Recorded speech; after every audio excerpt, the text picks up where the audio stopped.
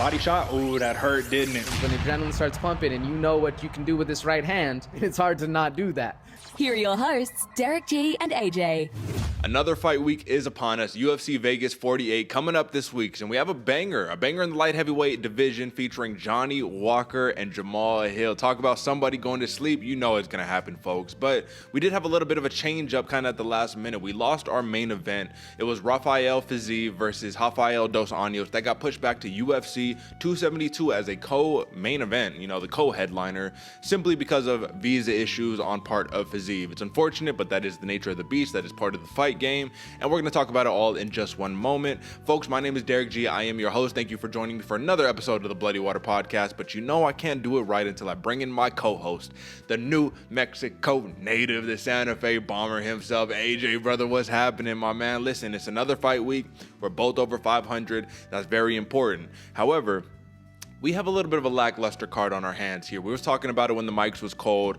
Not a lot of name recognition, but there's probably going to be some fighters who are going to be sticking around for quite a while. Hopefully. We'll see. The UFC has been heavy on making some cuts recently. How are you living, brother? Man, I'm doing very well. I'm actually pretty excited for this fight, man. We got some bangers on there. Like you said, a little bit of under-recognized names, but a lot of heavy talent in this card coming up, man. It's going to be really fun, especially that prelim card. Folks, we tell you all the time, go watch those prelims. There's some bangers up there. There's some bangers throughout the entire thing. Yeah. It's going to be a fun card either way. Derick, I'm living well out here. And brother, how you doing? Nice. I'm living good, man. Excited for some fights, all that good stuff. It's been a little cold, a little windy out here in Nevada, out here in Vegas and whatnot. But listen, man, I'm hoping that the sun sticks out a little warmer. We get closer to that summertime vibe, and then we can get some more fights going, brother, because I love the fights, man, but I'm not trying to do the cold, all that. That's neither here nor there. What is important today, AJ, is that we have a record that is potentially going to be broken with a win this weekend. So Jim A10 Miller, the dude who's been doing it forever, who's been shutting up the young guns. I mean, he had to fight the Ghost Pepper in his last fight, Eric Gonzalez, right? Starched him. Beautiful thing to see. Thrill and agony, you know how it goes. But with another win today, folks, or this weekend, I suppose, Jim A10 Miller will break the UFC's all-time wins record with 23 all-time wins record. I'm talking about all the greats that we know and love, that we cherish, the legends. Yeah, he's breaking all of those records. And on top of that, he's already currently, it looks like he is currently, well, listen, folks, I guess with my records being broken, that's the only one we're going to talk about for now, right now. He already has the lead when it comes to all-time UFC fights. Donald Cerrone and Arlovsky are number 2. That is important to know. And with that being said, man, that is pretty historical. And it's more than just historical. It's really exciting, AJ. I mean, we're witnessing history in the making, but it feels like it's so subdued because it's Jim Miller. It's an OG. It's an old dog who's been doing it forever. How impactful is this, though, in real time? What do you think?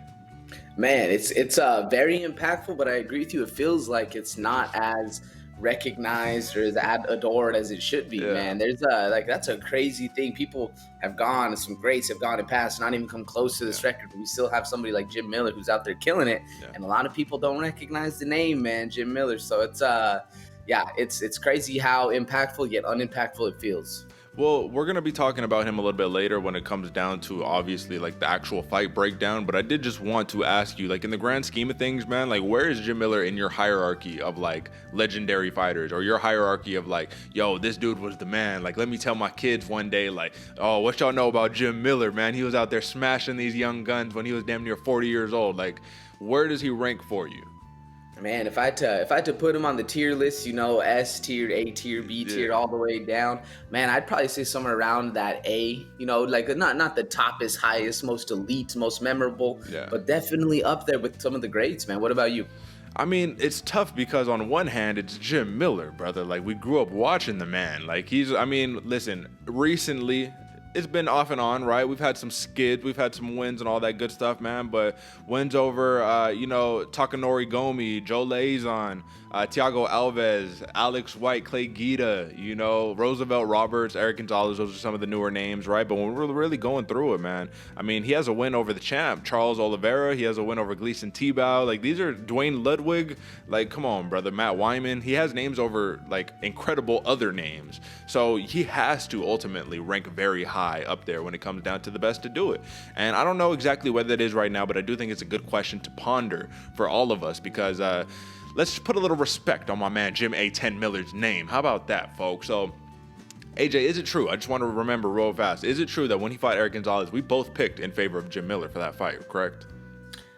I think so. I don't have the picks up in front of me, but I'm pretty sure we did. I'm pretty sure we did, and that goes to show that we still do hold a level of respect for Jim Miller that a lot of people didn't, because I think that he was a betting underdog in that fight, and it goes to show y'all must have forgot Jim Miller edition. So folks, that is enough Jim Miller talk for now. We're going to talk about him again in a second, but I do want to highlight a couple of things, news and notes, big fights, all that good stuff. So right now, Chaz Skelly, an OG veteran of the game, and one of my favorites to do it, he's making his first walk back to the octagon since his bout against Jamahal Hill that got scrapped when he was already in the cage. I don't know if you remember this, folks, but Chaz Skelly literally was in the cage, and they're like, Bisping or whoever was on the mics or whatever, was saying like, hey, sorry to announce this, folks, but Jamahal Hill, he's suffering something. I think it was like back spasms. He's not going to be able to make the fight. Chaz Skelly is literally warmed up in the cage, ready. You're in kill mode. You're literally in the octagon, and then they have to let him know, hey, dude, sorry, fight's off. And you could see it on his face. As soon as the news was announced, the man was like, are you fucking kidding me, bro? Like, I'm already here. Like, I hope the man got paid for his bout, for even making the walk to the octagon. I think that's something important that should be happening. I don't know if it definitely did. But at the end of the day, man, very weird situation. The man has had 4 canceled bouts since his last win, which was in 2019 against Jordan Griffin. So the man has been itching to get back into the cage.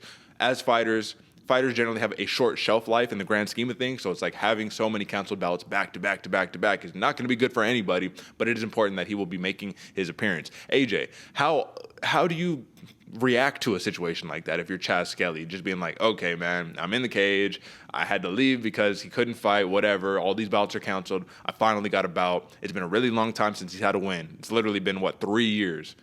How do you react to that? Man, that is the biggest blue balls in history, Derick. That's like one of those so anticlimactic. I feel like you just got to ask your homie in the back, brother. You got to go, 5 hard rounds right now. You got to put the work in, because you're so intense, so fight ready, so focused that you have to get in a scrap at this point. There's no other way around it. Whether it's you go out and do some debaucherous stuff out in the streets and get into a street fight, or actually just put on some pads with the homies and get one in. But you got to do something, because you're right. You're in kill mode at that moment, and like I said, it's so anticlimactic. You got to do something. It's funny you say that, man, because if Chaz Skelly, because the fight happened in Vegas when it got pulled at the last second, and Vegas is the perfect place for some debauchery and nonsense and going out and just getting into a random street fight. You know what I'm saying? Believe it or not, funny story, real quick, man. There's this dude, and I don't know if you've seen the video going around, AJ, but it happened in Vegas, and I follow like the local Vegas pages, so I see all of this stuff. But on the Strip, I guess somebody tried to pick a fight with a Michael Jackson impersonator. And this dude, Michael Jackson impersonator, knew some BJJ. And this dude ended up like choking his ass out. I don't know if he put him in a triangle or if he put him in a rear naked choke or whatever. But it went kind of viral. And everyone was all like, damn, like this MJ impersonator got hands. Well, guess who walked into the gym that I train at on the daily? This is my man. You know what I'm saying? I trained with him. He is a white belt. So, he got a little something. He's right there with me, on my white belt status, right? But I thought it was just funny because it's like Vegas is the one place where you don't want to pick a random street fight, because per capita we probably got the most people who are aspiring like MMA fighters and some type of martial artists or whatever. So goes to show you can get into some debauchery. But what do you make of that? Man, goes to show, folks, don't start shit. Don't start none if you don't want none, because you get choked out by a white belt that's dressed like Michael Jackson. That's a hurt to the ego right there, brother. But even at that, go get on that same note, folks, go get some training, because all you need is a little bit, and you're going to put yourself way higher above than the normal people out there who think they can get it in. Absolutely. That was just a laugh for me, man. I couldn't help myself. I was like, that is fucking hilarious. And I didn't put 2 and 2 together until like I left class, because I haven't seen him since then. And my professor, he posted a picture of them together, and I was like, wait, I know that dude. That's the Michael Jackson guy, and then, all that good stuff. So, all right, folks, big fights this weekend. Bellator 274 is on deck this Friday. So by the time this episode is out tonight, I guess if you're watching this, we've got some Bellator fights, so definitely tune in. We have the return of number 4 ranked Neiman Gracie versus number 5 ranked Logan Storley in the welterweight division. That is going to be the main event. That's going to be a banger. Neiman Gracie has proven that he is not just a striker. He's not just a grappler like the traditional Gracie name, but the man got hands, and I'm pretty sure he's coming off a knockout win. So tune in, folks. But the big one that I want you to tune in, and AJ, I know you're a fan of this man, Davion Franklin, my man. He is making his appearance. He's number 8 in the heavyweight division. He's he's fighting Saeed Samwa at the in heavyweight, man. Bellator 274. I think it should be kicking off the main card or something like that. But if you want to see somebody go to sleep, probably in the first round, yeah, watch this fight. Davion Franklin is a monster. What do you think, man? Young career so far, not too experienced, but the man, even though people have written him off, even myself included, I've said, oh, no, man, I got to see more than one round. He's just killing the game. He's destroying everybody. So what do you make of that? That's exactly what I was going to say, Derick. You want to see someone go to sleep early, you got to check out that Davion Franklin fight because it's going to be a banger. Very fast. I mean, yeah, you're right. You know, the time has not been tested yet, you know, the late rounds in the octagon. But quick power, dude, this dude could put you out to sleep, no problem. It's going to be a lot of fun, especially the Bellator ring. I like that they're kind of getting their fighters a little bit more steam up there. You know, it's kind of highlighting them a little bit more. You're starting to hear these names get a little bit more familiar, which I love seeing out there, Derick. What you think? Yeah, no, I'm totally with you. Obviously, with Bellator, they're still playing the catch-up game, right? They just got rankings going on, you know, but they are doing a little bit of a better job at promotion. I do think, especially now that they got some new stars, the AJ McKees of the world. You know, they did announce AJ McKee versus Pitbull. Number 2 is going to be happening, and also my man, what's my man's name? From the UFC, came over to Bellator. Corey Anderson, there he is. Corey Anderson, he's going to be fighting for the championship. I don't remember who he's fighting against. Apologies. Could be Vadim Nemkov. I apologize. I don't know, folks. All right, man. With that being said, that is the big fights this weekend. That is the news in the notes. UFC Vegas 48, 12 bouts, 2 ranked fighters, and 6 canceled bouts. So, like I said, little lackluster, excuse me, but that's okay. I'm 14-13 on the year. AJ is 18-9, so he's 9 fights above 500. He's looking sharp, looking good. I'm on my comeback tour right now. Once again, another week in the books. But AJ, man, let's do a little poster review before we get into all of this stuff, man. And I have to say off of the bat, yes, this was definitely a replacement last-minute poster because what the hell am I looking at right here? For the good folks who are listening at home, you have a Johnny Walker and a Jamahal Hill on what is more or less kind of the, how would you say, they have like a generic UFC poster that they use when they don't have the official poster up, and this looks like a slight variation of the generic poster. You got Jamahal Hill staring down Johnny Walker, plain background, couple colors thrown in it. Listen, brother, this is very unimpressive in comparison to what we've done in the recent past. I don't want to disparage it too much, but I am very disappointed, so I will go off the bat. I am giving this a 2, AJ, a solid 2. And if you're listening, folks, once again, trust me, you don't even want to see it. This is a 2. Just take my word for it. AJ, let's talk about it. What are you seeing? How do you like it? Give me the whole scoop. I thought I was the harsh judge over here, Derick. Goddamn, 2. No, I agree with you though. I do agree with you all the topic aside. This, you know, back in school, I don't know if you were the most studious child, but I got through a little bit with copying and pasting and whatnot. And this looks like exactly like somebody handed you a paper and said, "Hey, just change it up a little, just a little change it up," so they don't know what's going on. Yeah. And it's exactly what it looks like. Copy paste with a couple different colors. That's about it. Yeah, I'm going pretty low right there, brother. I'm gonna match you a 2. 2. All right, 2s across the board. And listen, man, another reason why this bums me out is because if you were fighting on this card, if you're a Johnny Walker or you're a Jamahal Hill, and this is your time to shine, listen, circumstances happened. You're in the main event now, and this is the poster. You know they're gonna have this poster at the crib. You know what I'm saying? Posted on the wall because this is a big time moment. It's a little disappointing, if you ask me. So, with that being said, 2s across the board, folks. We'll remember that. Look how small that. Yeah, we don't even need to look at that anymore. All right, folks. Let's get into some sleepers, AJ. But before we do that, my man, I do got to let you guys know. Drop a like, subscribe, hit us up at bloodywaterpodcast.com. Rate us 5 stars on Apple Podcasts or on Spotify or on whatever platform that allows you to rate us 5 stars. We really appreciate it. It helps the SEO algorithm. It helps people find the show. A lot of people that I've been talking to, they've been saying, like, hey, man, I know you have a show. I know I'm subscribed on YouTube. How come I don't see it? Well, folks, Mondays and Fridays, 8 a.m. We drop all of the videos at 8 a.m. That is the long video for all of the short clips. That'll be at noon on Mondays and on Fridays. You can definitely hit us up on Instagram at Bloody Water Podcast or on Twitter at Bloody Water Pod. Either way, we will be there. Love interacting with you. Drop some comments. Let us know what you think here on the YouTube page if you're game for that. Free Thinkers Club or Bloody Water Podcast. And the last thing that I need to let you guys know is, once again, use the code BWP10 for 10% off all merch at checkout. Right now, I got the OG Bloody Water Podcast hoodie on right now. This is the original, the first design that we dropped. But we got a couple different designs. We got the new fancy Hanya mask design, the Bloodiest Waters logo, the whole entire 9. So this commercial aside, folks, I needed to let you know that stuff. And please, just rock with us. Share the show with your friend. We appreciate you. And now, AJ, let's get into some sleepers, brother. Time for some fight night. And if you ain't paying attention, you're gonna sleep on me and I'm gonna wake you up. All right, brother. Listen, real quick before we jump into the sleeper, that amazing golden voice of Bobby King Green has just landed himself a main event against Islam Makhachev. I forgot to mention that, but folks, before we jump into the sleepers, that is a sleeper right there. I don't remember when this fight is happening, but Beneil Dariush, he got hurt his ankle, had to pull out. Bobby Green stepped up. He says, y'all better not call me because you know I'm going to say yes. What do you make of it, brother? That's our guy right there.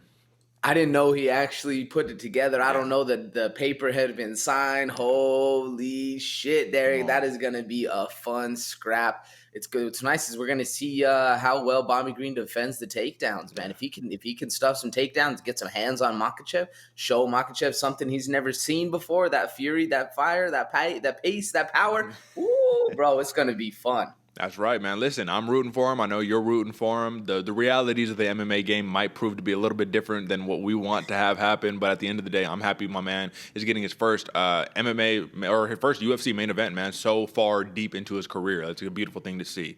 But this is UFC Vegas 48 we're talking about, and you got a banging sleeper that we need to start the fights off with or start our fight breakdowns off with. So you got Jessica Rose Clark versus Stephanie Edgar, and I think Jessica Rose Clark, that might be somebody who is a little more illustrious in terms of name, somebody who has been around for a while. You know, she's gone through injury, she's come back. This is her first turnaround that's within the span of like 4 months in a couple of years, man. Like, she's been on the show for a while. But Stephanie Edgar is somebody that I think I kind of brought to the table on this show when I talked about sleepers because she's one of my favorite up-and-coming prospects. So I'm really hyped about this, brother. Break it down. Tell me why it's your sleeper the whole nine. Derick, I chose this one as a sleeper because both of these fighters seem to be on that upward trajectory. It's a shame they got to meet each other now when they're fighting off. You're kind of both on that upward slope. But either way, this is going to make for a very fun fight, man. I chose Jessica Rose Clark because really she's a very entertaining fighter, but didn't get to show it in her last fight. She desperately needed that dub, so she went the path of least resistance to the ground. Take down, smother them, hump them to victory. You know, it is what it is. We don't discredit the dub because it's still, either way, a win is a win. But usually she's very ferocious, very fast. She's in there to see some blood, man, to see some blood guts and that absolute glory that she's used to, man. And you're right. She did have a couple breaks, a couple injuries, and a couple kind of setbacks to kind of get her to where she is now.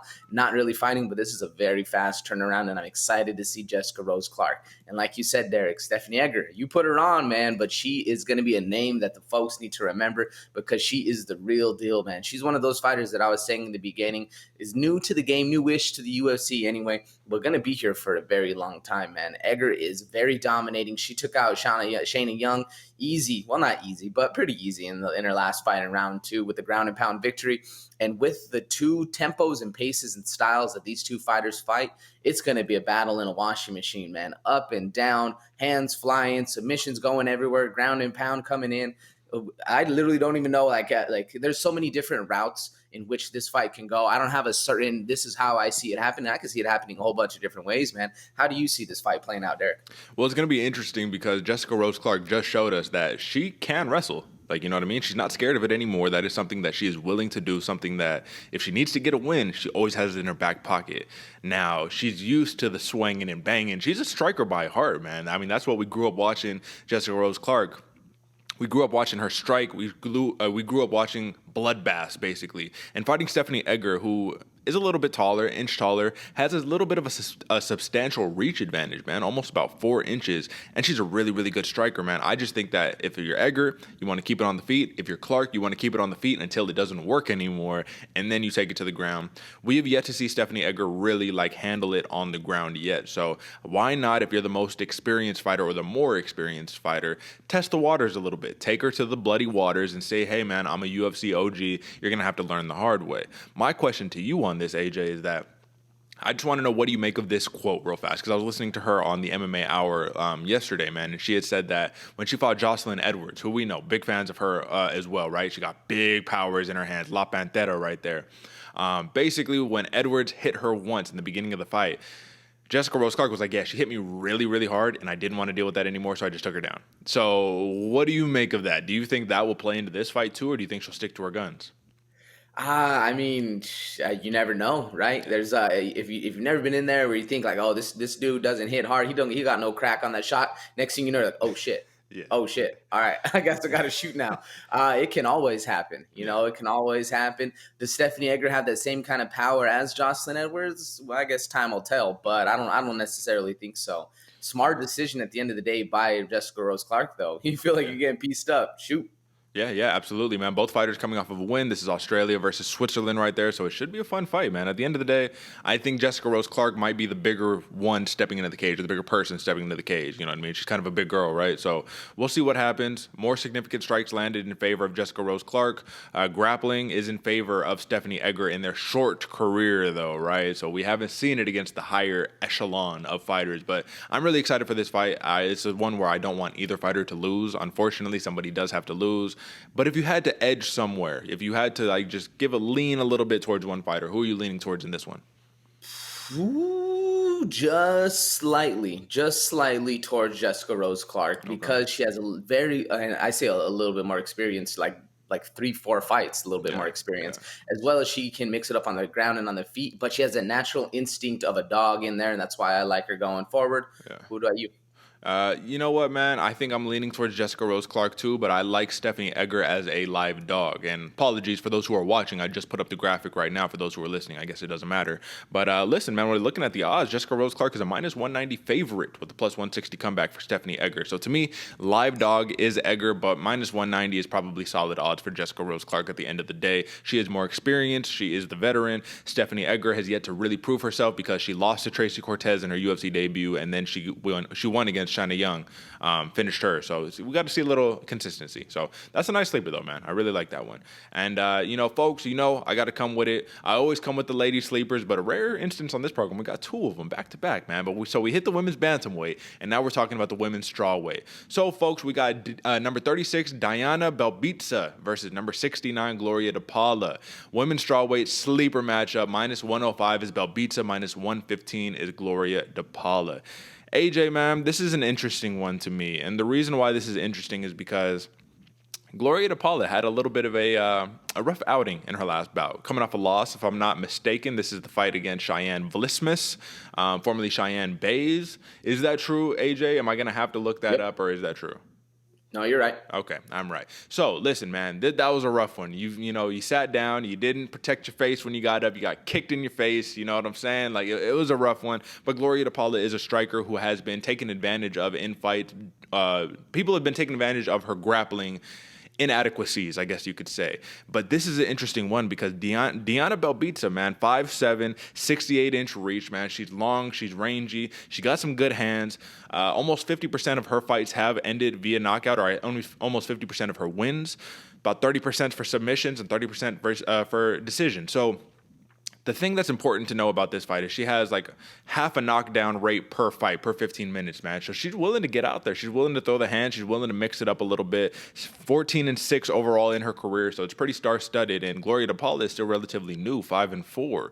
So Romania versus Brazil. This is gonna be a fun matchup, folks. For 115 pounds, trust me, this is gonna be a fun matchup because of the high pace of Belbita and because of more or less the power of Gloria de Paula. So I wanted to ask you this, AJ. When it comes down to it, man, I mean, are we expecting a knockout? No, not necessarily, but I still think this is going to be a fun fight. For Gloria de Paula, who more or less lost a striking contest to a really good kickboxer in Cheyenne Vlismus, or I guess I should say a taekwondo fight, or whatever you want to call it, a mixed martial artist. How do you think she regains her confidence against a Belbita? You know what I mean? I mean, Belbita's coming off of a big win, de Paula off of a loss. Confidence is going to be something to take into account in this one. What do you think? Man, it's a good question because I feel like both of these fighters kind of have a little bit needing to prove to themselves. I mean, Belbita, she's ran into some serious competition the second she walked into the UFC, but facing off against Molly McCann and Liana Jojua back to back and dropping both of those. So she had that kind of mental lapse, and then getting the win over Hannah Goldie was a big win for Belbita.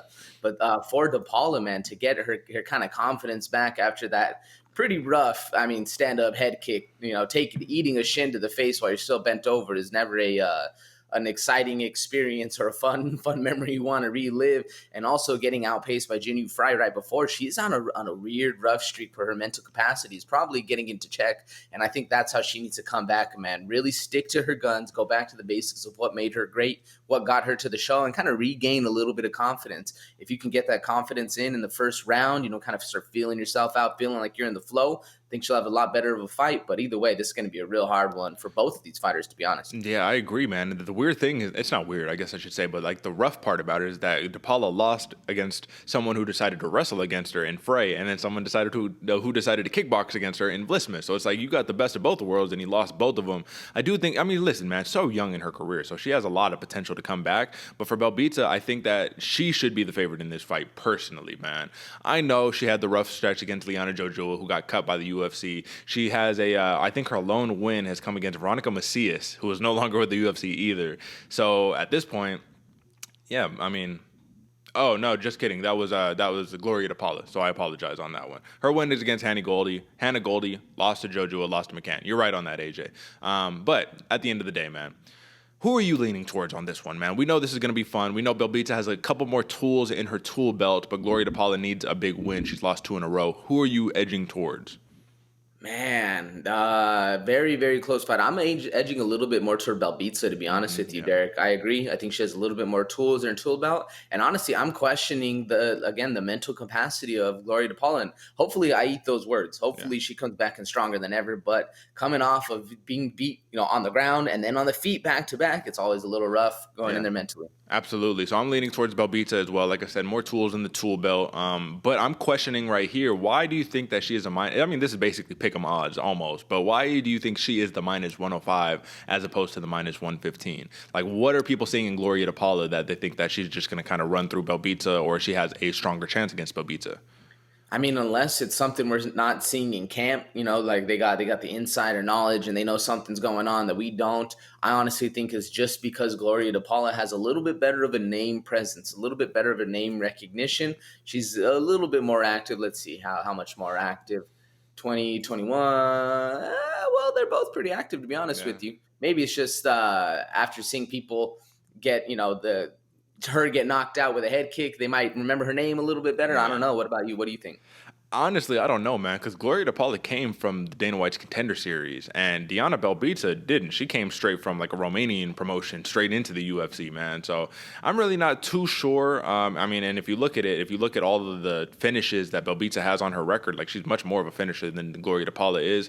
I don't know, man. I don't know. But listen, that's why you watch this show, folks, so we can tell you, like, this doesn't necessarily make sense. Watch out for this fight. Either one of these fighters can win. This is by no means like, oh, one's just going to smash the other, but I do like Belbita in this fight, so I will just keep it there, man. Keep it tuned in. So those are the sleepers, AJ. Those are like the main sleepers that we got, our featured sleepers. But of course, there are some other fun fights on the card, and I just want to go over a couple real fast. One big one that didn't make our sleeper cut, but the only reason it didn't, in my opinion, is because it was too obvious. And this was Mowgli Benitez versus David Onama, man. Listen, David Onama went toe-to-toe with Mason Jones, the former 2-time Cage Warriors champion. Not 2-time, but double champ, like Conor McGregor style, right? He comes into the UFC. He has a little bit of rough luck. I think he drops 2 in a row, or he has like a no contest and a loss or something. But then he finally gets the big win over David Onama, who took the fight, mind you, on like a week's notice, right? And he went toe-to-toe with the man. So if you don't understand how impressive that is, folks, let us tell you here right now, you better fucking watch out for this dude fighting out of Glory MMA. And he has a perfect matchup against another dude who can wrestle, but will most likely stand and trade with him, and Mowgli Benitez. AJ, we saw Mowgli Benitez have a pretty rough outing in his last fight against Billy Q, our guy right there. His last big win was it was a kind of not an easy matchup, but a dude who's no longer in the UFC, and Justin James, right? He always brings it, but it's kind of a one-dimensional attack, right? Other than that, loses to Omar Morales, loses to Sadiq Youssef, and his last win was a very impressive one against Humberto Bondanai back in 2018, aside from Justin James. However, I think David Onama is en route for more or less of a smash spot here if he can remain composed and use some of his experience, even though he's the younger fighter. What do you think about this matchup, brother? Ooh, this one's going to be fun, Derick. I agree with you. I didn't choose this one because it's almost a little too obvious that this one's a banger, man. You got David Onama versus Gabriel Benitez. Remember when I was telling you before with the was whoever my sleeper, Jessica Rose Clark fight, that both of these fighters are on the upward trajectory. Yeah. Same thing here. Both these fighters aren't necessarily on like skyrocket upward trajectory, but they're on an upward growth path. And it's rough that we get to see them matched up now, because I do believe, even though Gabriel Benitez has been on a rough streak, he's dropped like 3 of his 6 fights or 3 of his 5 fights or something like that. He still has a lot of potential in there, man. Very hard kicker. I forget who was saying, if it was Daniel Cormier or somebody in there that was saying like he is the hardest kicker I've ever held pads for. This dude can smack, bro. And same thing with David Onama. This dude coming out of Glory MMA. If you're taking it, first off, training out there, you're an absolute savage. And then taking this fight on a week's notice is absolutely insane, because this dude is Gabriel Benitez is the real deal. But same thing for David Onama, man. The silent assassin can easily get it done. Maybe doesn't have the highest accolades as far as name count on his hit list, but this dude's the real deal out there, man. Serious power. It's going to be a very fast, fun fight, and I'm hoping they're trading in a phone booth, man, because that's what this is leaning towards. But they both can wrestle, so we'll be able to see a lot of stuff going on. Yeah, and just to kind of correct that one, man, it wasn't DC who said it, but it was Coach Javier Mendez out of AKA who said that Mowgli Benitez has the hardest kicks he's ever felt in his entire life, harder than Luke Rockhold, who is a light heavyweight. So it goes to show the man's kicks are no joke. Nonetheless, AJ, David Onama is 8-1. Like I said, he lost his first bout against Mason Jones in his last one, but all of his 8 wins are via finish. What are the odds we see a finish in this fight? Ooh, pretty good, man. Pretty good, especially coming off that late notice replacement. Yeah. I think that's what you're looking for, is that finish, man. You don't want to test your gas tank when you haven't really been training, or at least haven't been fight training, you know? No, right on, man. And for Mowgli Benitez, his last 2 wins have come via finish. So I like the odds on a finish in this fight, folks, but you never know, man, because a wrestler could pop out once the punches start getting traded, or once they start trading punches, however you want to put it. But I like David Onama in this fight, man. I'm really excited. This should be a main card fight in my opinion. But Mowgli Benitez, he's an OG. He's been doing it for a long time, and, man, you can never count him out. So who are you leaning towards in that one? In my head, when I first think of it, I'm leaning towards Gabriel Benitez, but the more and more I play around with the idea, I can see David Onama getting a finish. Absolutely. Honestly, I can see both of them getting a finish. I'm going to lean towards my gut intuition, Gabriel Benitez on this one. Right on. We'll see where we go on that one, man. Let's see what else we got. We already talked Chaz Skelly making his return. He's fighting Mark Striegel, who is an OG of the game. That's just going to be a really fun fight. You got the jiu-jitsu, long, lanky dude, and Skelly. You got Mark Striegel, who's more of, I'm going to stand up, I'm going to box you up, I'm going to kickbox you up, leg kicks, all the fun stuff, man. It's going to be a fun one. We don't even really need to break that down because we haven't seen these guys fight in such a long time. Like, I'm serious. Mark Striegel, let me just look at the last time that the man fought, or the last time the man won. So last time he fought was against Said Nurmagomedov in October of 2020. The last time he won was against Do Gyum Lee at URCC Colossal in 2018. So it's been a very long time since the man has, put a dub on the board, man. And I'm not trying to be a hater or nothing like that, man, but I just have always looked at Mark Striegel as one of those OG type cats, you know what I mean, who never really had his run in the UFC, because when you look at it, brother, what is his UFC record? 0-1.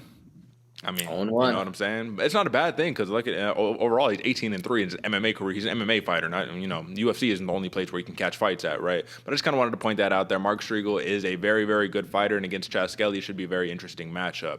As for a couple of other ones, AJ, we also have Mario Batista versus Jay Perrin. We don't need to break this one down because it got scrapped at the last second. Mario Batista was actually slated to fight Khalid Taha, and that was going to be my sleeper until the bout got scrapped. But Mario Batista, banging fighter right there. Don't know too much about Jay Perrin, so we're going to find out about him this weekend. No UFC experience. He's going to be making his UFC debut. Could be a fun one. Honestly, I don't know. You know what I mean? When you get the new fighter in there at the last second, you never really know. But AJ, lastly, before we jump into the main card, my man, I have to shout out JSP, Jonathan Pierce versus Christian Rodriguez. I saw Jonathan Pierce fight, I believe, if I'm not mistaken. I think he last fought at UFC 266 against Omar Morales, man. And I was at that fight, right? And Omar Morales is a stud, AJ. He is a stud, an assassin right there. And JSP was able to meticulously pick him apart and finish the fight with a rear naked choke in the second round. I can't explain to you how impressive that is, because if you don't know you, AJ, you know. But for the folks who are listening and watching, Omar Morales, man, let's just look at it real quick. He's 11-2 in his MMA career. Wins over Shane Young, very impressive right there, Shane Young. Gabriel Benitez, like I had already said, man. And then he's got a lot of wins, you know what I mean, against some lesser-known names, man. But it's like head kick, right cross, couple decision wins, you know what I mean? Like he had elbows to the back of the head, you know, that was a kind of spotty decision right there. But he's been able to show time and time again, he's been able to get the dub, man. And in his short career, he's been very, very good, AJ, and I just kind of wanted to point that out really fast. Now, when it comes down to it, Jonathan Pierce, JSP, this is a dude who's got a win over in the UFC, Kai Kamaka, who's no longer in the UFC, but we know how much of a banger he is. Omar Morales, he lost to Joe Lauzon, but what kind of fight is that for your UFC debut? Like, that is... Talk about thrown into a bloody situation, a bloody water situation. That's it right there. At the end of the day, on this fight, AJ, this dude is a finisher. JSP is a absolute finisher, and him fighting against Christian Rodriguez, who is 7-0, making his UFC debut. This should just be a really, really fun fight. I'm talking about this more in terms of as opposed for this fight, but in the future. JSP is going to be a dude, and I'm sorry, I keep using his nickname. That's, you know, stealing the GSP nickname, right? But Jonathan Pierce is going to be a figure in this sport for a very long time, and I do think he has the makings to be a future champion. And if not a future champion, then definitely a top contender, my man. I will eat my words if I'm wrong, but do you agree with my assessment on this one, my man? Like, Jonathan Pierce is the real deal, in my opinion. No, I agree with you, man. He's the real deal. Pierce is here now recently, but here to stay. He has all the skills, fighting out of fight ready as well, dude. He has the serious training that needs to get done. And, man, just going up against, you know, dudes like Omar Morales, Kai Kamaka, shows that he's ready for that. Sure, Kai Kamaka's not in the UFC anymore, but still, that's a very high-level caliber opponent. And Pierce, man, he has the chops and the skills to be able to get this done. And it seems like they're throwing, Rodriguez, C-Rod to the dogs on this one. But C-Rod is also very much a contender, man. He can easily, maybe not easily get this done. He has the technique to be able to stand in there with some of the greats, especially now that they're both on the rise and on the come up coming in. So it's going to be a very fun, fast fight that we love seeing. I'm leaning a little bit more towards Pierce on this one just because he has a little bit more of that experience and he has a little bit more of a dog. But we can see Rodriguez come out and kind of prove that wrong in his UFC debut because you never know what's going to happen when the big lights get turned on and you show up to actually perform. What you think, Derick? Who are you leaning towards on this one? JSP all day long. Come on, what are we talking about, brother? I'm telling you, he's going to be a fixture in this sport. I think he's going to go out there and he's going to finish Christian Rodriguez. I don't know how he's going to get it done, but either via submission or a knockout, I think it's going to be coming, man. I just think his skill level, legitimately, JSP's skill level is like far beyond so many of the people that he's being put against in terms of peer level, you know what I mean? And he's kind of overlooked every time too. So I was like, with that combination, it's a deadly one. Obviously, I'm a big fan, and I'm not writing off Christian Rodriguez, but I'm a big fan of JSP, and I think he's going to do some damage in this fight. So with that being said, folks, those are the sleepers overall on UFC Vegas 48. Some fun fights, you know what I mean? But you kind of got to be one of those hardcores to appreciate it, the names that are on here because they're not the most recognizable, I guess you could say. Either way, AJ, if you had to rate this card, before we talk about the main card, if you had to rate this 1 to 10, like, where are you putting this?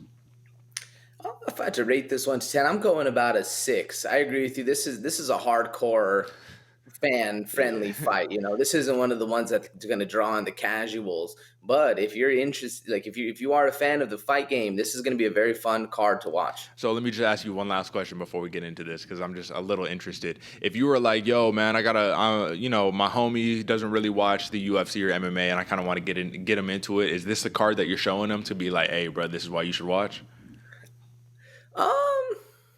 First initial thought, no. Just because, you know, it's like I said, not really that name heavy recognition. He's not going to go to his friends, you know, at his work the next day and say, yo, I saw Parker Porter, I saw Jonathan Pierce, you know, like their fights are crazy. It's like, who are you even talking about, bro? Maybe, you know, you could get the Kyle Daukases because of the name of the Daukaus, but still, even at that, it's not necessarily the highest accolade.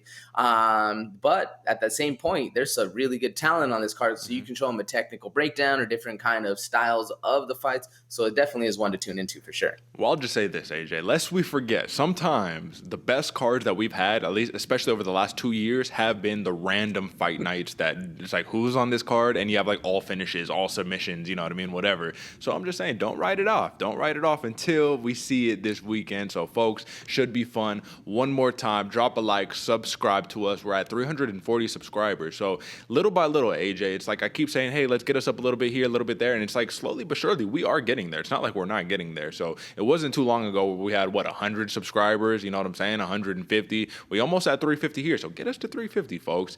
YouTube.com/freethinkersclub or just type in Bloody Water Podcast. Either way, it will get you there. Like, subscribe, share with your friends, 5 stars, all the good stuff. Time for some main card, brother. Let's get into it. Here's to another main card breakdown, courtesy of your hosts, Derick G and AJ. AJ, we got 5 fun fights on the docket this weekend. And it's interesting because obviously fight nights are normally 6, pay-per-views are normally 5, but because of our loss of our main card, they decided to, instead of bumping a fight from the prelims to the main card, we're just going to go with 5. And that's not a problem. A little less fights for us to break down, but it means we could talk about it a little more in depth. So let's start off with new Monza, Joaquin Buckley fighting Abdul, Razak, Alhassan. Both of these fighters are coming off of a win in their last bout. Buckley's win is against Antonio Arroyo, and for Abdul Razak Alhassan, lest we forget, my man, this was one of those weird twists of fate, right? Because he knocked out Alicio De Chirico, who knocked out Joaquin Buckley with a head kick, but he knocked out De Chirico with a head kick, so it's like head kick on head kick. At that point, whose head kick was nicer, AJ? Was it Buckley's or was it Alhassan? In your just recent memory, pull it from the memory banks if you don't mind. Man, Buckley had a smooth head kick out there too.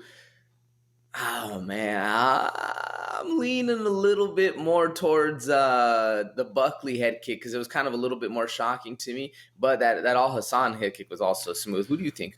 I like the Alhassan head kick a little bit more because when I remember watching the fight, De Chirico literally like flew from one side of the cage to the other after that head kick. And I was like, bro, to do that to De Chirico, like that is incredible. It goes to show the power of Abdul Razak Alhassan, but it also shows me a couple of issues in this matchup when I was kind of viewing it. So off of the bat, man, 13-4 is Buckley, 11-4 is Alhassan. 100% of Alhassan's win have come via knockout. That is the problem in and of itself. For Buckley, 77% of his wins via knockout, 23% via decision. Has a little bit of a longer average fight time, about 7 minutes and 30 seconds, as opposed to 5 minutes and 42 for Alhassan. But Alhassan averages 2.3 knockdowns per 15 minutes, man. So when he hits hard, but he has to hit, he has to connect, he has to land. This is literally fire versus fire here, AJ. And my question to you off of the bat is, if this comes down to a slugfest and it goes all 15 minutes and nobody gets knocked out, who has a higher likelihood of getting the nod, in your opinion? Ooh, I would probably say Buckley just because he has a slight and a very slight advantage in the gas tank. I think both these guys have gas tank issues, but Alhassan is so damn thick that it is hard to keep blood pumping to all those muscles for that long, especially his lungs where he needs it is hard, but actually getting going because this dude has power on power, and they both have power on power, so it's hard to say, but I think Buckley has a very, very slight edge on the gas tank. What do you think? I would agree with you. I think both of these dudes will inevitably get tired. I do think Buckley, in a weird way, is small for his weight class, like in a weird way, right? Because he's stacked. He's stacked, jacked, thick with 5 C's, you feel me? But like his stature, he's just a little small for the weight class, in my opinion. Because he's a middleweight, right? Like I could see him cutting down to welterweight and being a savage at welterweight. However, let's fight when we're feeling good, when we're feeling healthy. When it comes down to it, AJ, in terms of the striking, I think it's interesting because, so it's like Buckley lands at a little bit of a higher clip, about less than a strike higher in terms of significant strikes per 15 minutes, but at a much lower accuracy level. So 37% to 48% for Buckley as opposed to Alhassan. How do you think that's going to factor into this fight? Because like I said, like if Alhassan, he has to land, he has to hit the big blow to get you out of there. Buckley, not really. You know what I mean? Like, he's going to be clipping you. He's going to be landing weird shots. Remember when he knocked out Jordan Wright, the Beverly Hills Ninja? It just comes out of nowhere. Like, it's like he's just in your face the whole time until next thing you know, it's like you just get hit by one of a combination. Alhassan is more one at a time. So that one at a time versus that combination, we already talked about who could get the nod in a decision. But just in terms of a straight scrap, like, how does this play out in your opinion? You know what I mean? Are we going to see one person leading the dance as opposed to the other? Is Buckley going to be in the face of Alhassan, or is Alhassan going to stand his ground and he's going to be the one walking down Buckley, who will be inevitably, actually, they're the same height. Because Buckley's kind of short. They're both 5'10". So, I mean, how do you see it? Yeah, no, I definitely think Buckley's going to be leading the dance on this one. I like the style of that pace and that pressure, kind of keeping you busy, throwing the punches out there, sticking and jabbing and moving, and then the big one comes across that you don't see. I like that. The problem is in those long combinations, your opponent has the option to use your force against you and get that KO. That's one of and honestly, it's the same thing for Alhassan. He can sit there, he can wait, and then he can blitz in, but then Buckley can use that crazy power that Alhassan is putting forward against him, throw that counter shot, get a knockout. I can see this happening both ways, man. But I do believe that that Buckley's going to be on the front foot. He's going to be outpacing. He's going to be working the shots, working the punches and the jabs, get going, get Alhassan thinking, get him sit back and get him a little gun shy. Because once either of these fighters feels the power of the other one, it's going to be interesting to see how the demeanor changes. Because both of these dudes are thick with 5Cs, man. They got all the power in the world right there. Five C's. Five C's, brother. Okay. Great assessment. Great breakdown, brother. Now the question is, who you got? And what's the over and under? So let's talk over and under real fast, brother, because I had it pulled up, but I don't have it anymore. So let me just pull that out. Tell me that while I'm pulling it up, brother. Who you got? Man, who I got? Whew, this one was a little hard for me to pick, Derick, man. If this fight is in a phone booth, I think it's a coin toss. Personally, I think, and this is arguable, I think Buckley is the better fighter with a little bit more gas tank in him, but not the better fighter doesn't always necessarily win. So me personally, I think a knockout's happening, and I'm going Alhassan KO round 2. I think he's going to land a big bomb, but it's going to come a little bit later in it. If I had to guess, I'd say the over-under is about 1.5. You got to tell me what it is, Derick. If that's the case, I'm going over. But, okay. I mean, we'll see. What do you think? All right, so we'll see. So apologies, folks, because you know what I mean. Let me pull myself back up. I had to do a little bit of scrambling over here to go and get the over and under, something I slacked on a little bit. So let's pull it up in real time, brother. When I'm looking at it, and this is, let me get it to us, this view right here. For those who are watching, okay. So, for what I like to do to check on the over and unders, I go to betonline.ag, free advertisement, I guess. But let's look at it, brother. We got, you see my man? Okay, over and under, 1.5 rounds. Look at my man, on point right there. 1.5 rounds right there. Abdul, Razak, Alhassan versus Joaquin, Buckley. -105 is the over, -125 is the under. And tell me one more time, did you say under or over? I'm going with the over. I think it's going to happen a little later in the second round. KO for Alhassan. Wow, you were a bold man, my man. I'll just say that off the bat. You were quite a bold one. So I'm going to go for Buckley in this fight, AJ. And you know what, man? 1.5 rounds is a long time. Once again, folks, you have to pass the 7-minute and 30-second mark to get over 1.5 rounds. And with that being said, I'm going to go the under. How about that, brother? Someone's getting slept. Come on, this is a firefight. At this point, unless they're very gun-shy, I think someone's getting slept early. So you're going Alhassan, a little bit of a later knockout. I'm going Buckley with an early finish, whether it's submission or knockout, I don't know. Pretty positive. Yeah, Buckley has 0 submission wins, but you never know, man. You never know. Probably a knockout. We'll see. Fun fight either way. And with that being said, cool. And folks who are watching, sorry, I've been slacking a little bit on the graphics right there.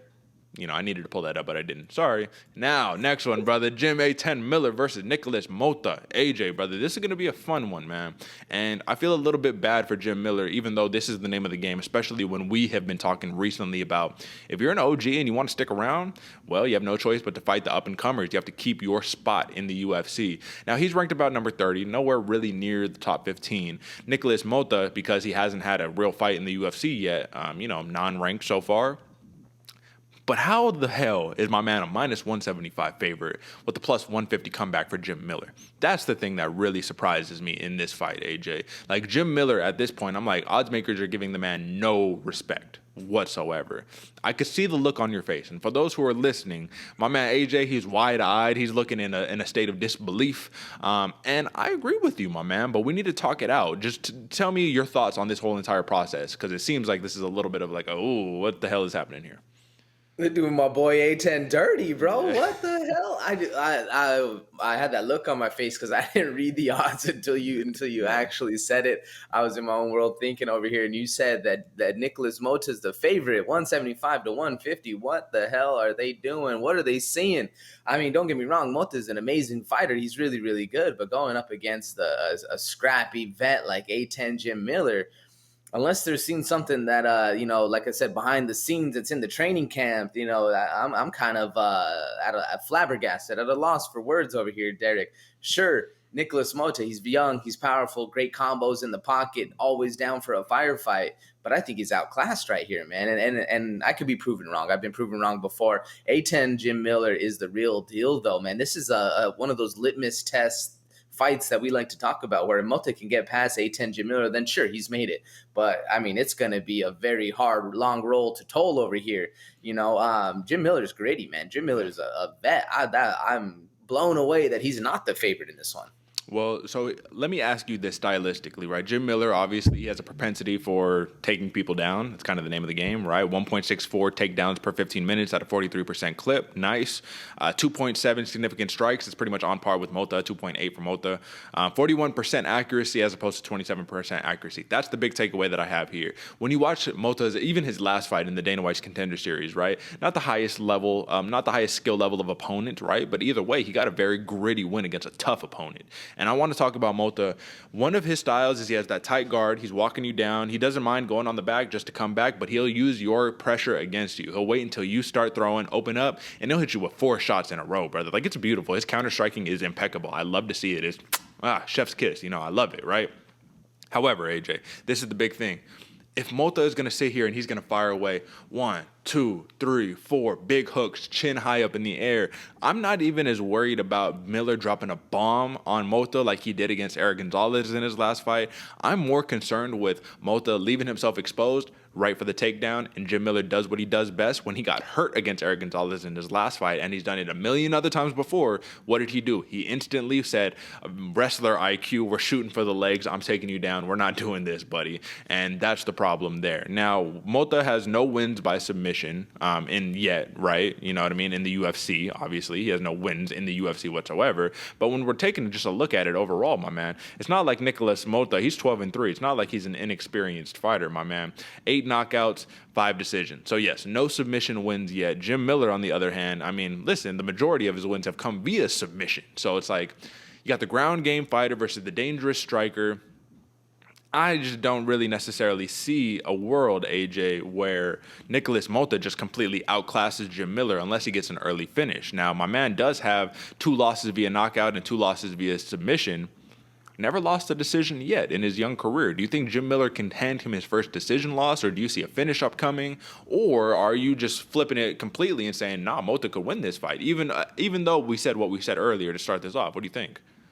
No, I think Jim Miller can easily hand Nikolas Motta that first decision loss. And I agree with you, man. Motta has these amazing combos. He can hit you with 4, 5, 6 that are all very powerful and all very fast. But the thing is, when you're overextending, maybe not even overextending, you're just extending your punches like you're supposed to, and you have that forward foot pressure. Then Jim Miller, that's an easy takedown, man. They just duck right underneath, get to those hips, and take you down, and that's Jim Miller's game. And I easily think that Jim Miller can get this done round after round after round and work and really grind his way out to a decision and show the young buck that this isn't just, a quick flash in the pan kind of fight. He's going to be here for quite a while, sitting there drowning in those bloody waters like we like to see. And I think that's Jim Miller's best path to victory. Don't get me wrong, though. He can easily not, or maybe not easily, but he can knock out, a lot of people. And if he can get the knockout on Motta with that big left hand, get Motta thinking about those calf kicks, and then land a bomb with that left, it can happen, man. It can easily happen. But I think Motta might have the power advantage and the speed advantage, at least on the hands for this one. But once the ground game gets going, all that is out the door. All of that is negated, and we're able to see Jim Miller go to work like we have been. And I think he gets it done by decision, man. What about you? Well, that's pretty much my assessment of this fight. If Jim Miller can stay away from the power and survive the power in the first round, I think he could win this fight, especially if Motta has to really open up to be able to finish Miller. Now, let's not forget, Motta could stand right in front of you and drop a head kick on your dome piece. You know what I mean? He has great dexterity in the hips and the legs. But like I'm saying, Jim Miller, it's like the same fight against Eric Gonzalez. Eric Gonzalez is arguably a more scary striker if you're really thinking about it, man, because he's dropping people left and right. But I really like the prospect of Nikolas Motta, even though he got his UFC shot after a decision win on the Dana White's Contender Series, which is pretty rare. I think this is dude, he's going to be a stud in the future. But against Jim Miller in your UFC debut, AJ, throwing him out to the wolves, man. It's not ideally, I think, how you would want to build up a prospect if you're a matchmaker, but you got to give Jim Miller somebody, right? And I think this is it. So who do you got in this one? How is it happening? And the over and under is 2.5 rounds. So where are you going on that? I'm taking the over, Derick, and I'm sticking with my boy A10, Jim Miller, and I'm going by decision. I think he's just going to take the veteran, the wily veteran round and do what he needs to do to get this dub and secure more and more of his legacy going forward. What about you? Who are you going? I'm rocking with you as well, man. Jim Miller, I think he gets it done via decision. I think that he breaks that record we were talking about earlier for most all-time wins in the UFC.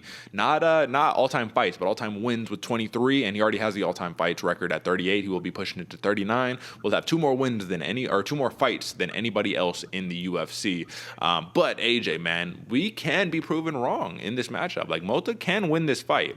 It's not like he can't. My last question before we move on, because we're both rocking with Jim Miller, we're both rocking with the over.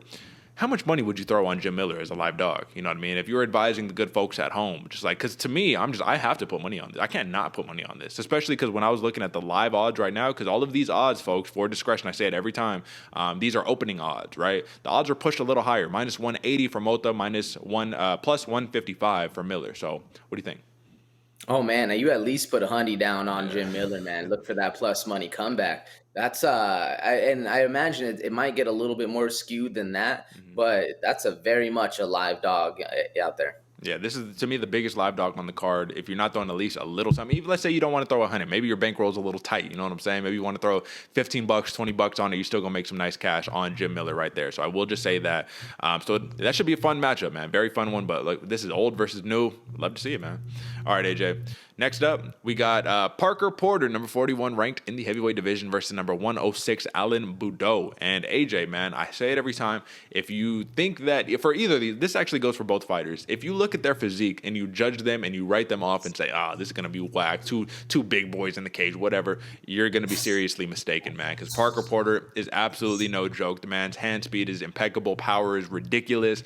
Alan Baudot, kind of the same situation, though, man. It's been a little bit of a rough start to the career, but either way, my man, for his physique, he moves like a light heavyweight. He's slick, he's fast, and he got a little something in the tank, man. Both of these dudes got a very high significant strikes landed per 15 minutes.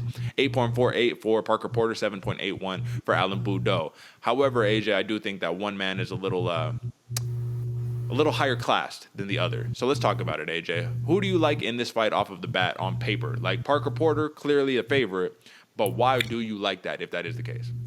Yeah, I was leaning Parker Porter clearly the favorite on this one. He's just been doing a little bit longer, at least a little bit more in the eyes of the media and in the eyes of the fandom going forward. He might be a smaller heavyweight, but this dude has some serious crack on his shots, man. Fast hands, long combos, very slick on the ground. He can get it done a multitude of ways. And I just think he has a little bit more in the gas tank, or a little bit more in the tool belt, than Alan Baudot. But Baudot is very one of those new breeds of fighters that we've been talking about on the come up. These fast, slick, can move around, moves like a middleweight, but hits like a heavyweight. That's Alan Baudot. But at the same point, Parker Porter is in that same category, man. He moves very fast. He might not have the fastest feet.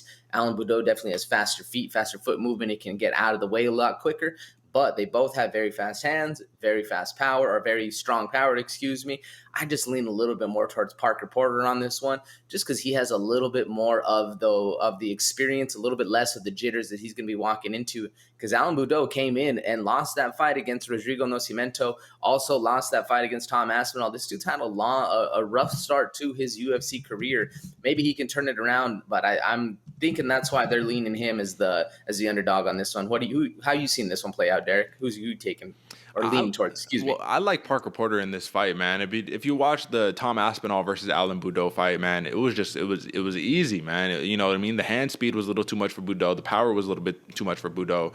And I think Parker Porter is one of those guys where he just showed it in his last fight against Chase Sherman, right? Where he just put it on him, man. I mean, the Vanilla Gorilla is no joke. Yeah, has he had a spotty record in the UFC? Yes, but as a litmus test, Chase Sherman is one of those dudes where if you can get past him, it's like, that's very, very impressive. Now, I wanted to take a little bit of a deep dive really quickly into Parker Porter, because when we look at his last two fights, Josh Parisian and Chase Sherman, both a decision win. So that's the beautiful thing about it, is Parker can knock you out, but also he can go all the rounds with you. You know what I mean? That cardio is like well tested, well versed, and that's the big thing. We haven't necessarily seen that for Alan Baudot in the same way, because last time that he went to a decision was let's see, has he ever? No, he's never gone to a decision. It's all been finishes, whether he wins or he loses. So he's got it in him. Like, he can get a finish. But Parker Porter, if he could stay away from the big bomb and he can go and, you know what I mean, do his thing, work his magic, I think that we're going to see good things from him. His last loss was against one of our boys, Chris Daukaus, right? Punches and knees, first round, my man. But that's neither here nor there, because if you look at the grand scheme of things, he's 4-1 in his last 5, and that's really all you need to know. 2 finish wins, 2 decision wins, and 1 loss via, KO. So what are you going to say about that one, AJ? Let me ask you this really quickly, because I don't want to write off Alan Baudot, but I do like Parker Porter in this fight. What is the career trajectory for Parker Porter? How high can he get in his career in the UFC? Man, it's hard because I feel like he's in that weird spot of not big enough to handle, the Stipes, the Cyril Gans, the Derek Lewises, these big, powerful fighters, but he's also not small enough to drop down to the 205s, the light heavyweights. He might be in that area. He definitely has the height for a 205er, but he's just packs a little bit onto the weight, so it's hard. Do I see him fighting for a championship? Man, not anytime soon, unfortunately. But he is going to be one of those good fighters we've seen for a long time, kind of like the Sam Alveys, kind of like the Andrei Arlovskis, who's still around, still doing their thing. But do I see him fighting for a title? Maybe not, man. What do you think? Do you see him fighting for a title soon?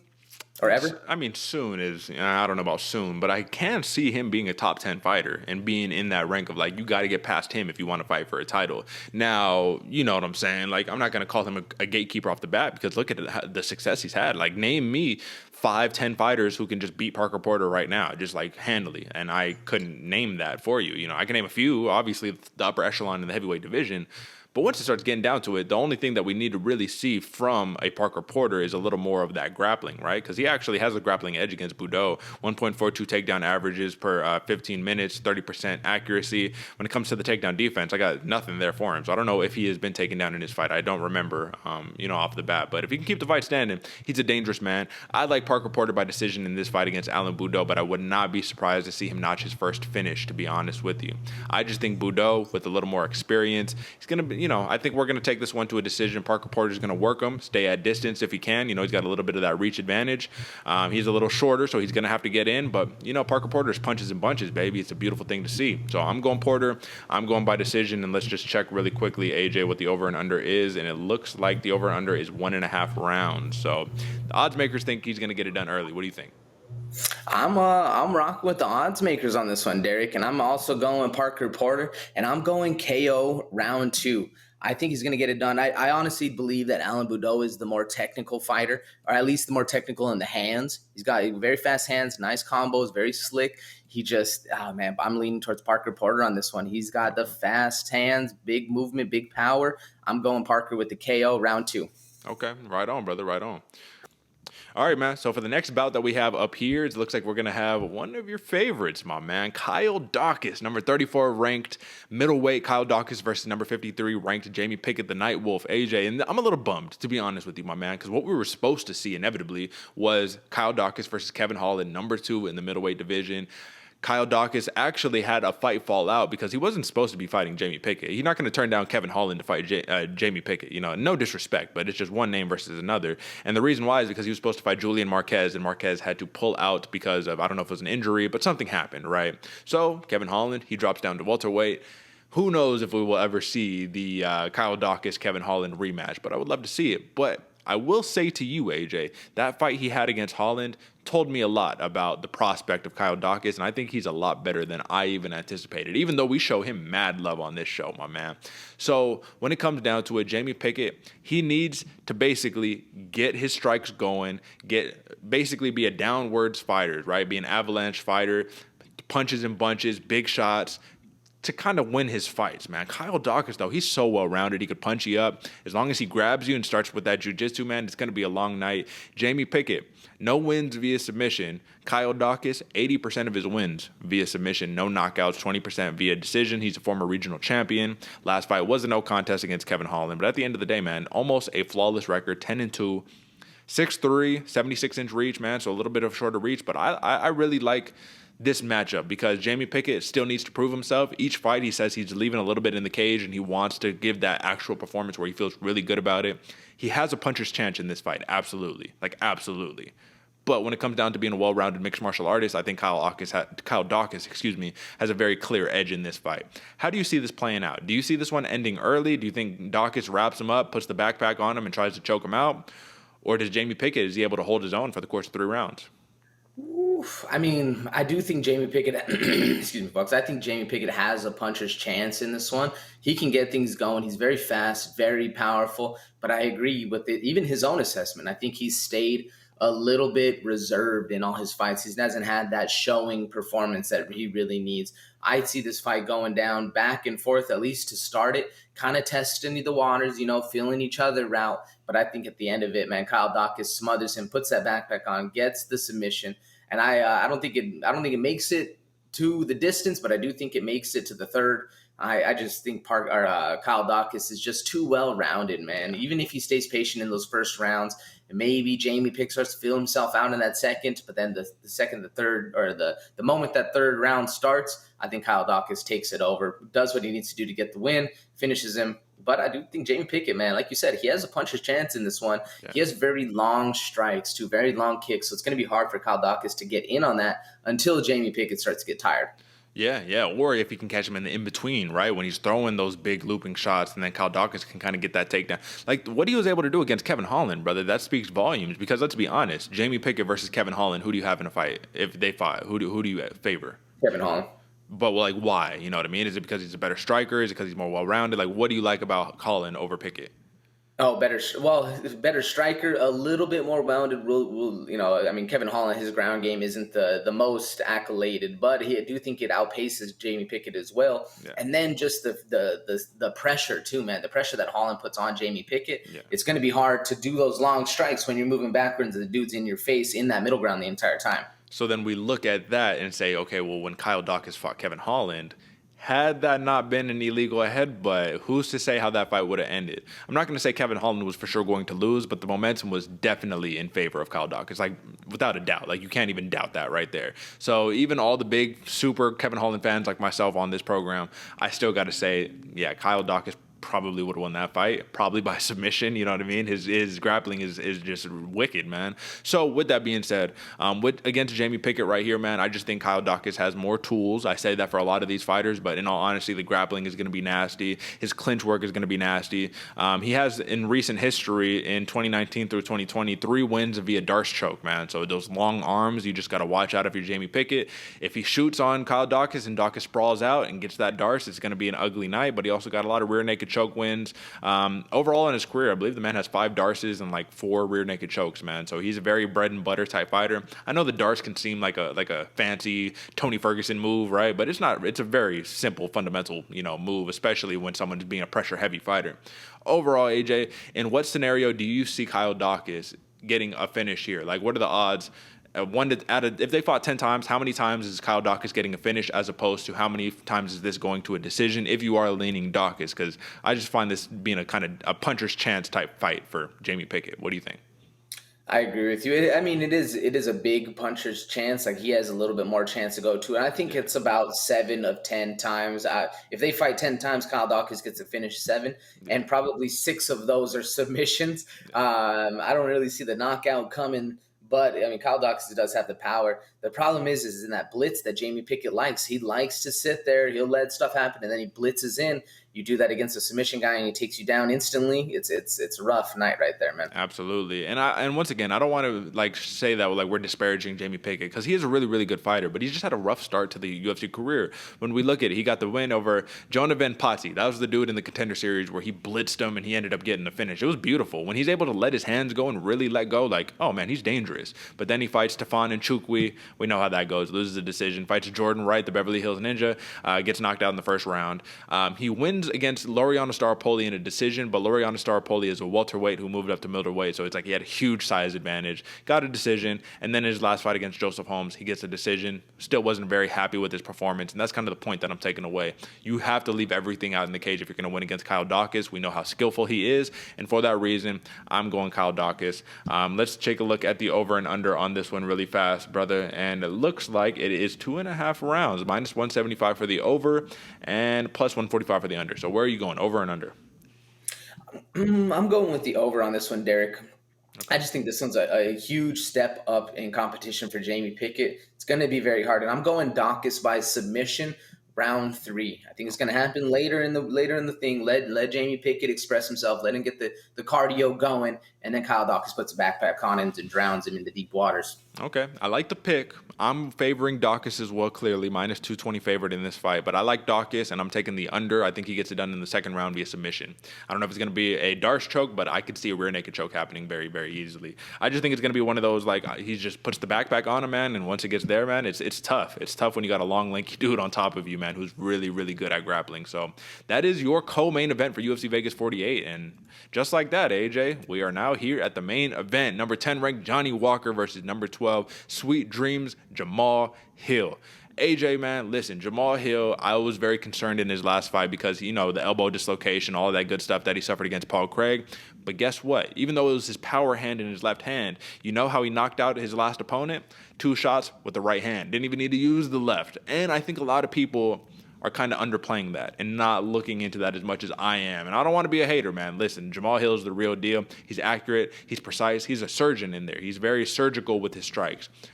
Johnny Walker, on the other hand, he is a madman. And that is the one thing that can help you in a lot of situations and hurt you in a lot of other situations, man. So Johnny Walker, 18-6 in his career, 83% KO rate.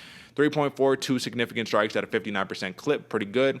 Jamahal Hill, but listen, man, he's almost 8 significant strikes landed per minute, 50% clip. Like, the man has high volume, high accuracy, very little grappling, as we saw against Paul Craig. But Paul Craig, it's like, come on, man, that's just a different type of fight, right? But even though Jamahal Hill says he basically came up doing jiu-jitsu and all that good stuff, he is best known for his hands and for a good reason, man, because he is put Sweet Dreams for a reason. He's putting people to fucking sleep, you know what I'm saying? Johnny Walker coming off of a loss, Jamahal Hill coming off of that big win. But let's just take a look real fast, my man. I wanted to look at the UFC stats on this and just kind of, play it by ear, right? So his last loss for Johnny Walker was against Thiago Santos. And though he said he was very happy with the performance, a little gun shy. Went to a decision. That's not a very usual Johnny Walker fight, right? You know what I mean? And his other wins, he got a win against Ryan Spann and a win against Misha Serkinov. He lost to I believe a Corey Anderson and a Nikita Krylov, right? Listen, those are big names, man. Those are big names. I'll just say that. And Jamahal Hill went against Jimmy Crute, lost against Paul Craig, wins against St. Preux, right? OSP. No contest against Klidson Abreu, and then Stosic, man. That was the first win in the last 5, man. AJ, before we talk about this fight, just comment on what I mentioned earlier. Are you worried at all that his left hand just doesn't really work as well as his right hand? Are you concerned at all that the right hand is going to be a little too he's going to be a little too dependent on the right hand? Or do you see any issues happening in this fight whatsoever? What do you think, brother? Derick, I am a little concerned that his left arm doesn't work as well, man, because playing into it and only getting the knockout with the right hand, sure, it seems impressive. You're getting the knockout off the non-dominant hand, very impressive. But why weren't you using the left? Like, what's there? Maybe he was feeling good. Maybe he was feeling it. I wasn't putting too much emphasis on it in his last fight because I thought, he's already back. I mean, dislocating the elbow, that's a weird spot to get it in, but maybe, he cinched it right back and it started working perfectly. But the fact that he wasn't using it, and I think he maybe threw it once, twice, very, very few times in that fight against, Jimmy Crute. But still, it brings a little bit of concern, man. Anytime you're kind of babying something, it brings a little bit of concern. I am worried, at least for that fight. But for the same point, I don't think, as far as the striking, we'll see how it gets done. But I don't think he's going to be too worried about it, like planting or anything. I don't think Johnny Walker is going to be going for any takedowns to where we'll see a lot of flexion on that elbow. But it is something to watch for. If he's not throwing that left hand too much, maybe it still hurts. Maybe it's a sign. I don't know. What do you think? Well, I don't know if it would still hurt. My whole thing is that sometimes, and maybe you can speak to this more than I can, when you injure yourself in a substantial injury, it could be hard to trust your body when you're in the cage, when it's go time, not in the gym, but when it's go time, right? So I'm talking about, so for you, for an example, brother, you had the knee injury, right? And I'm sure it took you a little bit to be able to be like, all right, let me get back on the field and let me like cut, sharp, like for like a football cut or whatever. Like it takes a little bit, because even though mentally, okay, technically, logically, my ligament is repaired, it's probably stronger than ever now. You got to have that mind-body connection. So speak on that a little bit. What do you think? It's weird because no matter how long or how well you train it, there's always that little bit, and it actually comes down, man, when I'm kicking stuff, when I'm not necessarily kicking with the right knee because it's the right knee I injured, but when I'm kicking with my left leg and I'm spinning and twerking, and you getting that torque on that left knee, or on that right knee, excuse me, that's kind of where it comes in for me. And I can imagine it's the same for any injury, especially on this one that we're talking about, Jamahal Hill. He throws something that kind of extends out his left arm. It kind of gets to that hyperextension area. There's a little bit of pause that gives it to me. And even in practice and stuff, you kind of work it out. You kind of start feeling a little bit better, but there's always just that little bit of like, is that twinge? Is that same one? Because, especially on a dislocation, sure, nothing got ripped, nothing got torn, but having to put your elbow back in its socket is a very testy and hard thing to do, especially perfectly. So I'm right there with you, Derick. I definitely think there's a mental, not lapse, but a mental hurdle that kind of needs to be jumped up and above, because it's like you said, in fight time, in real time, in the practice, yeah, sure, everything's good, but when you're going 100% like it's life or death, that's a whole new thing. Yeah, absolutely, man. So I like the assessment on that, and I think it's a pretty fair take, because we're not discounting Jamahal Hill. Like I said, at the end of the day, he could have absolutely no problem with that left hand. He's like, yeah, I just didn't need to use it in that fight. I'm just gonna, and we saw the impact that Jimmy Crute's face was, the damage on Jimmy Crute's face after just 2 shots. So Jamahal Hill, if he lands flush on Johnny Walker, which I do think there will be a lot of openings because Johnny Walker is a madman, like I said, it could be a very early night, and Jamahal Hill could easily get like a first round, second round knockout. But I honestly think the same thing could be said for Johnny Walker. I think Johnny Walker, being the reckless madman that he is, if he lands one good one on Jamahal Hill from that unorthodox, weird angle, you're not expecting it because he's breaking the rules. They're going to throw the right cross. Okay, let me duck under. Let me go do this. Let me sidestep, right?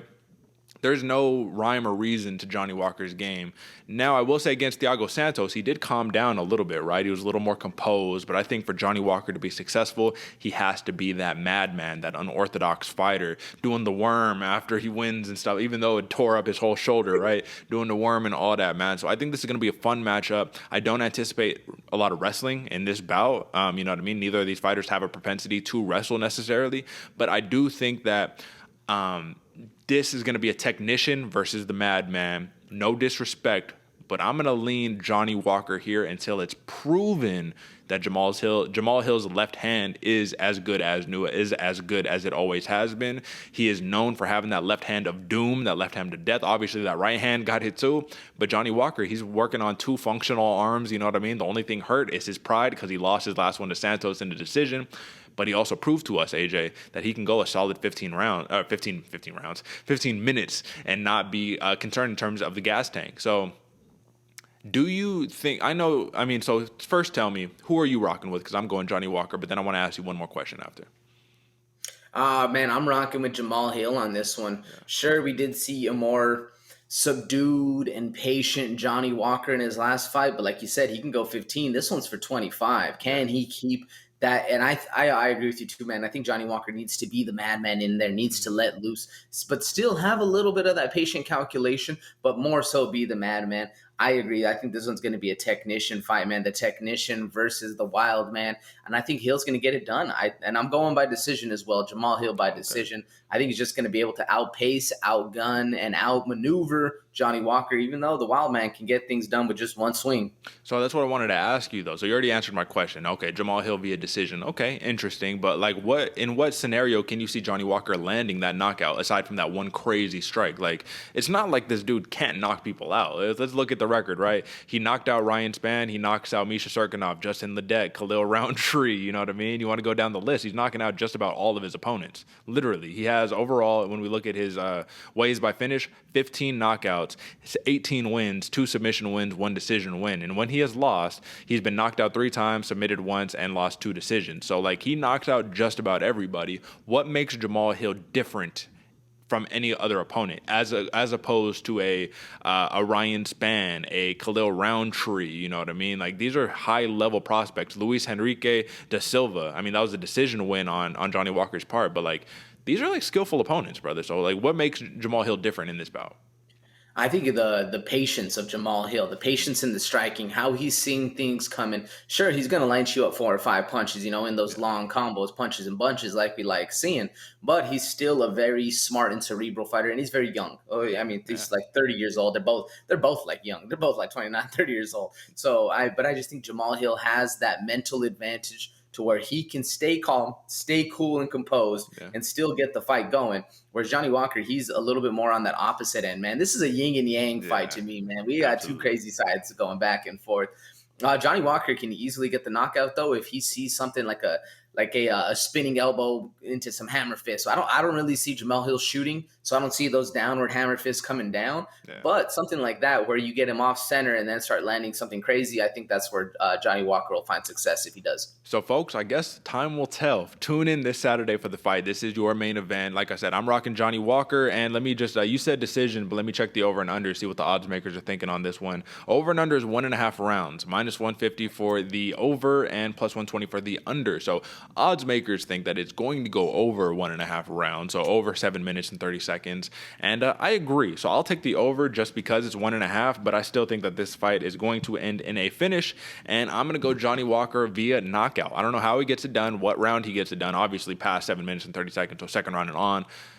But I'm just rolling with the live dog on this one, man. Like I said, for me, for Jamahal Hill, I'm a big fan of this dude. Don't get me wrong. Like, all love to him. I think he is a technician. I think that Johnny Walker could come in with the big wild strikes and he just hits him with the 1-2 and puts him out. I think it could be done in the first round, honestly, for Jamahal Hill.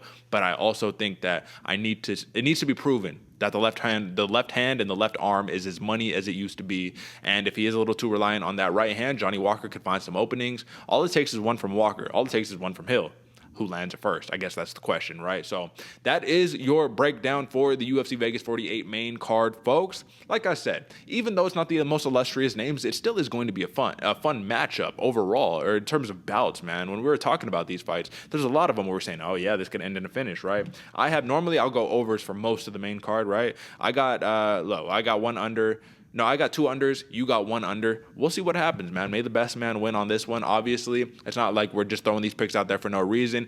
AJ is 18-9 on the year. I'm 14-13. I need to get back into the lead, man. You know what I'm saying? So I'm coming for you, brother. But at the end of the day, I do want us to have, as a show, the best picks possible. You know what I'm saying? So we're going contrast on a couple of them, but we will see on that, folks. So with that being said, my man, listen, it's time for the outro. It's time to just talk it up a little bit, my man. Fun card. We already said all of that good stuff, man. But let's take a look into the future really quickly, brother. I just wanted to take a look at the UFC.com to see what kind of fights are coming in the near future. You know what I'm saying? And it looks like we have, obviously, not Dariush versus Makhachev next week, but it's going to be Bobby Green versus Makhachev next week. The other key component to this, AJ, is that Bobby Green just fought last week, right? So it's like he's taking a short notice. He's already fresh. He didn't take really much damage in his fight against Nasrat Haqparast, but should be fun.